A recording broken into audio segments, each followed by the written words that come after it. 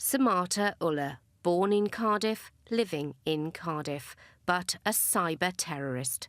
A supporter of so-called Islamic State, he built a vast online library containing self-help tutorials for terrorists.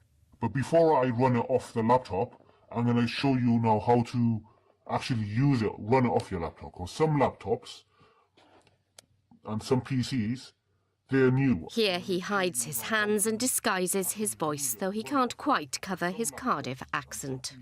Before you do anything, go here and make sure you switch on the relevant keyboard for whatever country you are in. It was from his bedroom here in Riverside where Samata Ullah operated.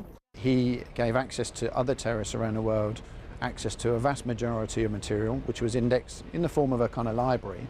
So whether in fact they wanted direction, guidance, propaganda material, how to use encryption, how to evade the authorities, he was a one-stop shop. So yes, it is a pretty unique case, and in my mind he was a dangerous individual.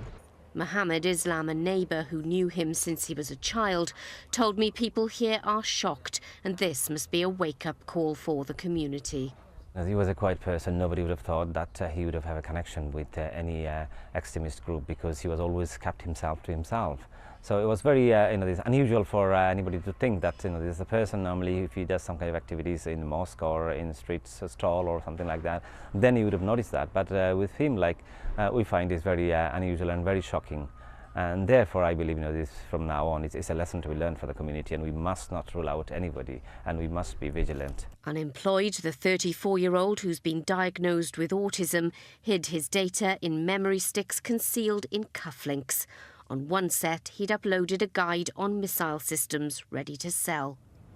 He was caught after police arrested a man in Kenya who was planning an attack. More than 100 officers worked to unravel the case. As they uncovered his different online personas, they found 50 email addresses, 30 Twitter names and 9 phone lines. He owned 150 digital devices, more than 500,000 files, equivalent to the storage capacity of 250 smartphones. Described as a new breed of terrorist, Samata Ullah inspired terror around the world from his bedroom in Riverside. Some of those who used his website are awaiting their own trials in other countries.